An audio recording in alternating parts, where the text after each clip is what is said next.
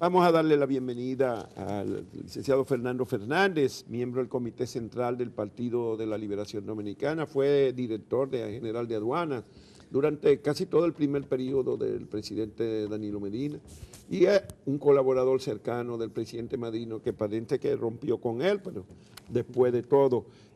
Vamos a preguntarle cómo considera el escándalo de Brecht. Si realmente se puede hablar de que hay una crisis política, que ese escándalo ha contribuido a estallar una crisis en los partidos, en el sistema político dominicano. Yo creo que sí, que hay una crisis política de todo el sistema político nacional, que se manifiesta en el auge y el apoyo que ha tenido el Movimiento Verde. Esa crisis se va a manifestar todavía en cosas más evidentes dentro del Partido de la Liberación Dominicana. Yo he dicho que el PLD es una bomba de tiempo activada y el hecho solo de que 3 miembros de su comité político estuviera uno al borde de la prisión y otros 2 estuvieran en prisión, ya dice mucho, porque resulta que no fue un gobierno opositor que los llevó a la cárcel, sino su propio gobierno. Entonces eso va a tener repercusiones. Son 5 miembros del Comité Central del PLD que están cuestionados hasta ahora. Hasta ahora. Y eso tiene consecuencias políticas, va a tener consecuencias políticas.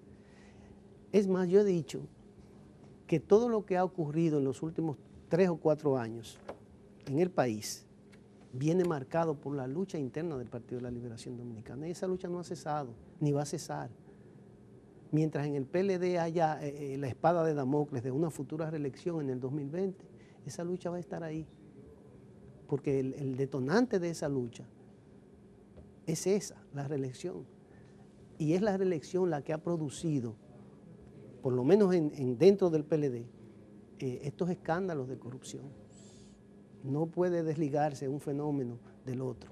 El fenómeno reeleccionista no puede estar desligado, y no lo está, del caso de Brecht. Si usted se fija, en el 2004, para el 2004 Hipólito buscó la reelección. Odebrecht llegó en el 2001. En el 2008 Leonel buscó la reelección. Y hay escándalos de ese periodo. Entonces, todo este proceso de los últimos 15, 16 años ha venido marcando por el proceso reeleccionista y por la corrupción. Son una cosa y lo mismo. Y yo lo he dicho. Y en el PLD no es la excepción, al contrario, en el PLD es donde más se marca eso. Porque resulta que nosotros somos los que nos hemos vendido como el partido de los hombres formados, serios, incapaces de hacer cosas mal hechas. Entonces ahí es donde más se nota. Que hicieron mucha marcha contra la corrupción. Muchísimas. Y pedimos muchas veces que se vaya ya. Caravanas. Y que abandone el poder a Joaquín Balaguer, por ejemplo. Sí. Entonces, y a Jorge Blanco. Y a Jorge Blanco se lo hicimos. Entonces, nos rasgamos la vestidura cuando nos lo piden a nosotros.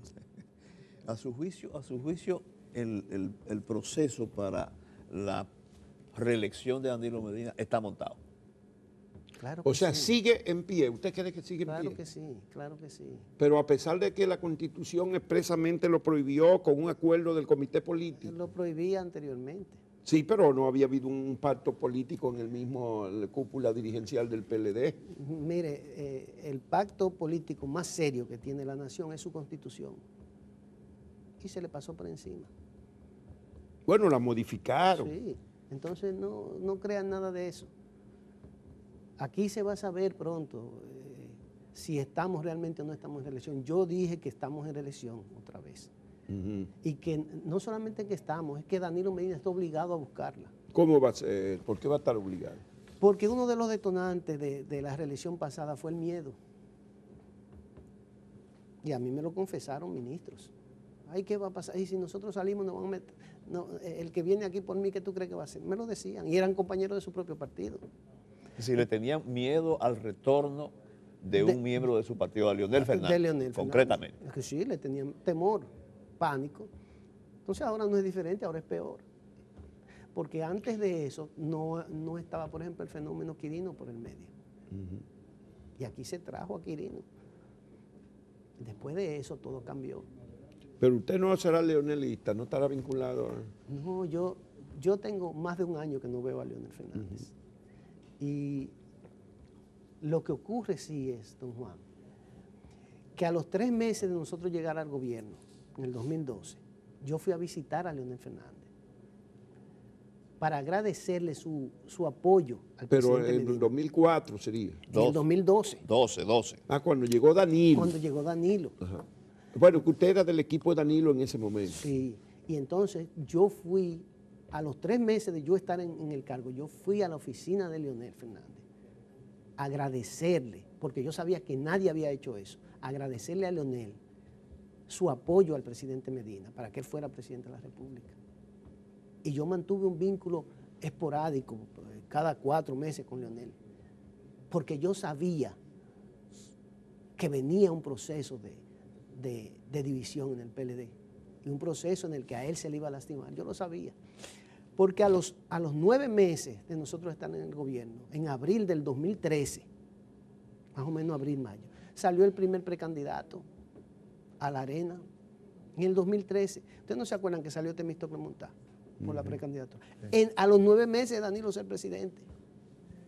¿Y cuál fue la participación de Temo Montaz en el escenario político? ¿A quién lastimó su salida? Fue a Leonel. Fue a Leonel. Y entonces, yo veía eso y yo sabía cómo eso se estaba produciendo. Y una forma de incluso yo conversé con el presidente Fernández y le dije, presidente, ¿y usted no piensa parar esto? De que ya están saliendo, todavía no tenemos un año en el gobierno, ya están saliendo, ya habían salido, en agosto ya habían salido 3 precandidatos. Había salido Temo, que creo que salió Francisco Javier y Radamés y Reinaldo Párez. Bueno, Reinaldo. Sí. Entonces, yo le dije al presidente del partido que parara eso, que el llamado a parar eso era él, que todavía no había pasado un año del gobierno. Y él me dijo, a mí no me luce. Bueno, pero hay gente que de mala fe que vincula incluso la imputación a Temístocles Montá y a Radamés Segura, 2 de los precandidatos del PLD. Un tercero, Reinaldo Pared, que ha estado en el filo del asunto porque él presidió el Senado y como han imputado a otros porque presidieron el Senado cuando se aprobaron algunos chinchines de proyectos, el que aprobó la mayoría no está imputado, pero está ahí como que los precandidatos del PLD le está yendo mal. Queda Francisco Javier, que está ahí en el Ministerio de Yo he Turismo. dicho que la reelección del 2008, la del 2008, se llevó una camada de potenciales candidatos, precandidatos, potenciales dirigentes del país, presidentes, presidenciables, porque se sumaron a ese proceso reeleccionista en detrimento de su propia carrera política. Y he dicho también que esta de Danilo se llevó el resto. Entonces, entre la reelección de 2008 y la reelección del 2016, han castrado un par de generaciones políticas dentro del PLD. Eso es una realidad. Ahora se fue, las aspiraciones de Reinaldo están en cero. Por más que él quiera. ¿Y por qué está en cero? Porque este proceso lo hirió demasiado. ¿Lo hirió a él? Sí, lo lastimó. Lastimó su carrera política. De mala manera. Aunque no lo hayan imputado. De mala manera. Y fue la reelección. Las aspiraciones de Temo ya prácticamente fueron castradas. La de Radamés Segura también. Bueno, pero Temo es el único que ha tenido la honestidad de reconocer que recibió de dinero de Ángel Rondón, aunque fuera para campaña electoral. Él dijo que para campaña electoral, pero él reconoció. Pero Rondón era un empresario que tenía múltiples negocios con el Estado y andaba hasta con los presidentes, con Hipólito. Pero está tocado fuertemente. Andaba con Danilo, o sea que era un empresario como muchos otros que dan dinero en campaña. Para Temo recuperar su carrera política, Sí. Tendrá que hacer como el ave fénix. Sí. Estoy de acuerdo con ustedes que si pararon a Leonel en el 16, no es lógico que lo dejen ser candidato en el 20. Ahora. Eso solamente puede venir con una lucha interna que termine en una división. Entonces, si se va a la reelección, tendría que modificarse la Constitución. ¿Qué repercusiones usted piensa que puede tener a lo interno del PLD y también frente a la ciudadanía? Bueno, yo he dicho que el PLD no tendrá candidato en el 20. Que no tendrá candidato. Le va a pasar como el APRA en la elección de Humala, creo que fue, que no llegó candidato. O fue en la pasada, que no pudo llevar candidato presidencial en la pasada. Mire lo que va a pasar, Explique. como yo creo como estoy viendo las cosas. El PLD va a postular a una persona, pero ese no será su candidato. Y yo he dicho más, yo he dicho que eso es lo que pudiera ocurrir con Danilo Medina, que él se ha postulado por el PLD, pero en el fondo no sea el candidato del PLD. Y entonces, ¿cómo? Explícanos eso. Explique. Muy sencillo, yo lo he dicho con esta analogía, me caso contigo, pero no te doy mi amor. Entonces, es una situación complicada, es complicada. En las elecciones del 2016 se hicieron alianzas, se hicieron pactos, se hicieron acuerdos, cuya única explicación era el temor a que una parte del partido no apoyara la candidatura al final, el 16, el día de las elecciones. Sí. ¿Saben eso? Sí, sí. Entonces, para cubrir esas deficiencias, se pactó hasta con el diablo. Bueno, ahora no va a haber esa oportunidad, porque el desencanto... Ya no habrá que perdonar por ejemplo, a Félix Bautista, que fue parte del pacto. No, porque... O a Díaz Rúa, que también lo liberaron los tribunales como parte de ese pacto. El partido es muy grande, y al ser un partido tan grande, y al tener una parte del partido tanto tiempo ya fuera del gobierno, eso va a crear una... Pero hay uno nuevo ahora que puede ser objeto de una imputación y después de una negociación. Ajá. De Andino, con lo que los reportes que sacaron el otro día de sus empresas offshore y de su... Mire, nosotros tenemos dos presidentes, dos compañeros que han sido presidentes de la República, después de Don Juan. Y los dos han cometido el mismo error. Y entonces uno tiene que reflexionar y preguntarse por qué ha pasado eso. Cuando nosotros llegamos al gobierno en el 96-2000, Leonel hizo a De Andino ministro administrativo, en ese tiempo secretario administrativo de la presidencia. Y Danilo era el secretario de la presidencia. Y yo recuerdo que en una que otra ocasión, yo analizaba con Danilo, ¿y por qué ponen un empresario a dirigir la Secretaría Administrativa? Eso no está bien. Fracasó De Andino en la Secretaría Administrativa. Cuando volvimos en el 2004, volvió Leonel y cometió el mismo error. Puso un empresario como secretario administrativo de la presidencia. Bonetti. Hay un lío pendiente con esa gestión. Entonces llega Danilo. En la transición del 2012, yo converso con uno de los colaboradores de Danilo, de los más importantes, y le digo, háblate con Peralta, porque si él es amigo de Danilo realmente, él no debe estar aspirando a ser secretario administrativo. Y miren lo que está el caso de José Ramón Peralta ahora. Entonces, hemos venido cometiendo el mismo error repetidas veces. Bueno, Fernando Fernández, usted llegó a decir que la reelección fue financiada con dinero de Odebrecht. ¿Usted ha logrado documentar eso como para ver, o usted ha retirado esa afirmación? No, yo dije que en la reelección se gastaron 41.000 millones. 42.000 millones. 41.000 millones. 41.000. Y resulta que me quedé corto. Porque por declaraciones del mismo ministro administrativo, decía en varios documentos, ahí están los periódicos, que se habían gastado 33.000 millones en visitas sorpresa. Y las visitas sorpresas son una campaña electoral con dinero del Estado. La Junta entregó un dinero. Participación Ciudadana hizo un estudio de que se estaban gastando 10 millones de pesos en publicidad todos los días, y yo hice el cálculo y eso daba 4.500, 4.600 millones de pesos. Y cuando sumamos todo, pasábamos de los 41.000 millones de pesos en la campaña para el 2016. ahí no estaba el dinero de Odebrecht. Y entonces cuando usted coge 52 millones de dólares que se dieron entre el 2012 y el 2015. 62. Bueno, usted ve, yo calculé 58. No, son 62.3. Cuando usted coge eso y lo multiplica por 47, usted tiene que sumarle entonces otro dinerito. Bueno, pero ese dinero no necesariamente fue a la campaña, ni toda la campaña. Una parte pudo haber sido sustraído por personas también. Mire,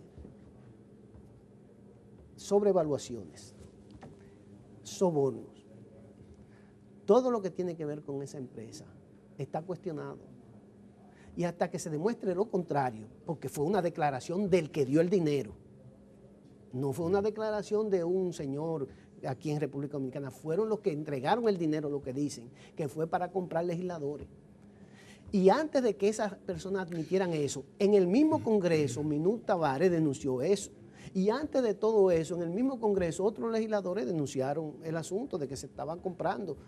Pero el procurador dice que sí, que hubo un senador y un diputado que recibieron. Entonces, como dicen, a confesión de parte, pues relevo de prueba. Yo no tengo que buscar pruebas, esa no es mi función. Pero un solo senador de 32 y un solo diputado de 180. Bueno, eso es obvio que no puede ser así.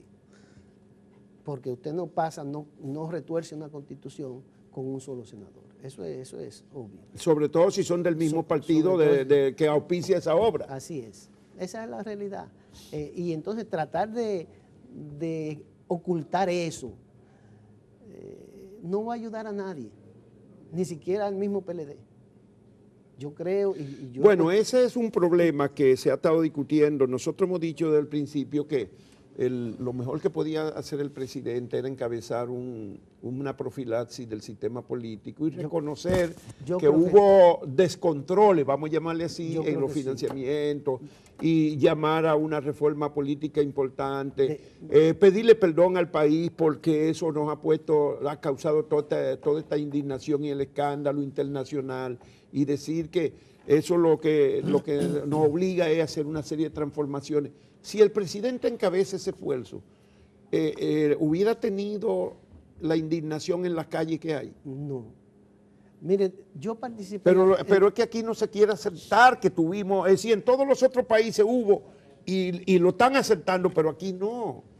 Es un error. Eso es un error. Cuando yo era director de aduana, yo no sé si ustedes recuerdan, yo di unas declaraciones que me costaron jalones de oreja de mis compañeros.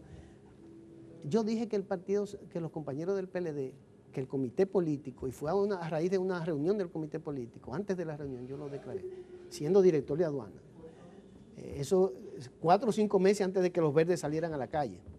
Yo decía que nuestros compañeros no debían emborracharse de poder. Yo no sé si ustedes recuerdan esa declaración. Y lo decía precisamente porque yo veía venir un proceso en el que íbamos a tener que dar respuesta a preguntas que iba a tener la sociedad. Porque ya en Brasil y en Estados Unidos se había destapado el caso Lava Jato. Y yo llamaba la atención a mi comité político, al comité político del partido. Algunos lo tomaron a mal, pero si se me hubiera hecho caso en ese momento, Temo no hubiera caído preso. Si se hubiera discutido en ese momento esas cosas, hubiéramos salvado por lo menos la imagen ética del gobierno. Felucho declaró que él venía advirtiendo sobre sobrevaluaciones y que eso se discutió en el comité político. ¿Y por qué no se le puso en ese momento atención a eso? ¿Por qué no se crearon comisiones que pudieran estar no solamente velando esa obra que Felucho estaba denunciando, sino cualquiera otra? Porque Felucho dijo más, Felucho dijo que el mismo presidente Medina, cuando estuvo en Brasil, que regresó, advirtió de que esa gente daba dinero. Entonces, ¿cómo es que la tenemos en el país? Sobre todo si el presidente que dio la voz de alerta es el presidente de la República ahora. ¿Por qué permite que lleguen? Es decir, hay muchas cosas, muchas preguntas que hay que responder. Estamos, según usted, en la reelección. ¿Va a ser difícil lograr modificar la Constitución? ¿Es posible que sea alguien que se postule pero que no sea el candidato? ¿Y no podría frente a eso buscarse un relevo del grupo del actual presidente en vez de ser él? Yo siento que, y tengo que volver a Felucho porque él medio se ha convertido en vocero del presidente Medina, según su propia palabra. ¿Quién? ¿Felucho? Felucho. Ah, sí. Sí, Que le han dicho que diga. Sí, él declaró eso. Y entonces uno tiene que entender que eso es cierto. Felucho dijo algo que parece haber pasado desapercibido en la sociedad. Él dijo que el PLD tenía que escoger un candidato por consenso. Y los que somos PLDistas de muchos años sabemos que el PLD tiene sus estatutos y que no se escoge por consenso un candidato. Hay que llevarlo a todo un proceso de validación interno. Incluso la ley electoral lo exige así. Entonces, ¿qué quiso decir Felucho por consenso? ¿Tendrá Danilo el consenso? ¿Tendrá Leonel el consenso? ¿O Felucho está planteando una tercera opción? Eso hay que aclararlo y hay que preguntarle a él qué fue lo que quiso decir con eso. Él es un tercerista, entonces. Al parecer hay una corriente de terceristas en el PLD. Sí, pero que mientras tanto si se llevaron a dos de los terceristas. Y lo bueno del caso se es... llevaron a Temístocles y a Radamés Y lo bueno del Seguro. caso es que si lo está diciendo Felucho y él ahora se ha convertido en vocero del presidente, usted puede deducir de dónde viene la propuesta. Sí. Bueno, pero Fernández, ¿qué hacer definitivamente? ¿Qué se puede hacer? ¿Cuál es su propuesta? ¿Usted es miembro del Comité Central? ¿Sigue siendo miembro del Comité Central del PLD? Todavía. Todavía. A pesar de que plantearon mi expulsión. Plantearon su expulsión. Pero él no se ha reunido después de esas declaraciones suyas. ¿El Comité Central se reunió una vez? Sí, se ha reunido. Lo que pasa es que el partido está en una situación en que tiene demasiadas cosas pendientes. ¿Y usted asistió a esa reunión? Claro. ¿Lo recibieron allí? Sí, mis compañeros me quieren en el partido. ¿Lo quieren? Sí. Pero usted ha sido muy crítico. Yo he sido realista. La gente en las sociedades subdesarrolladas cree que eso es ser crítico. No, cuando usted pone un problema, usted pone el problema sin pasión. Y eso es lo que yo he hecho. Esto no se trata de un asunto personal. Si fuera personal, yo tengo que decir que adoro a Leonel y que adoro a Danilo. Ajá. El problema es que hay una situación en el país a la que yo no puedo... sí, pero usted fue director de aduana y dicen que usted mantuvo clientelismo. Por ejemplo, que ahí había un contrato con la empresa de Miguel Vargas Maldonado de unos almacenes que le pagan muy generosamente y que usted lo siguió pagando. Lo seguimos pagando porque era necesario. ¿Porque era necesario? Sí, es decir, mire, por ejemplo, nosotros tenemos un laboratorio nuevo en la aduana, ¿Un laboratorio? El laboratorio de aduanas. Cuando se fue a construir, era un almacén de documentos y de cosas que tenía el edificio. ¿Dónde usted coloca eso? Usted tiene que alquilar, rentar, para que eso no se dañe. La aduana tiene un montón de mercancías que ya no caben en su, o tenía en ese momento, que no cabían en su departamento especializado para eso, en el almacén de las aduanas. Entonces necesita un espacio. Si eso hubiera sido superfluo, yo lo hubiera eliminado el primer día. ¿Y cuánto es que le pagan a eso, por el almacén? Yo no puedo dar esa información porque a mí no me luce. ¿No le luce? Ya yo no soy el director de aduanas. Bueno, pero es un hecho público y transparente que debería ser transparentado. La ley incluso prohíbe eso. ¿Cómo que prohíbe? Sí, porque que el Estado diga cuánto tiene alquilado un terreno. Yo me imagino que sí, porque es una empresa tercera, es información de empresas. No es información... No, pero las cosas del Estado, de la finanza pública deben ser públicas. Lo que yo exhortaría es a que la pidan por la ley esta de... ¿Por la ley? Sí. Se la pide al director de aduana. Pero una vez el consultor jurídico suyo quedó que me la iba a dar y no me la dieron. Por algún argumento debió haber tenido. ¿Eh? Usted debió insistir.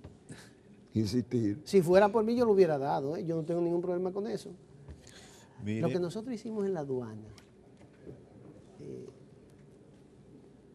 yo digo que va a quedar para la historia y ya está ahí.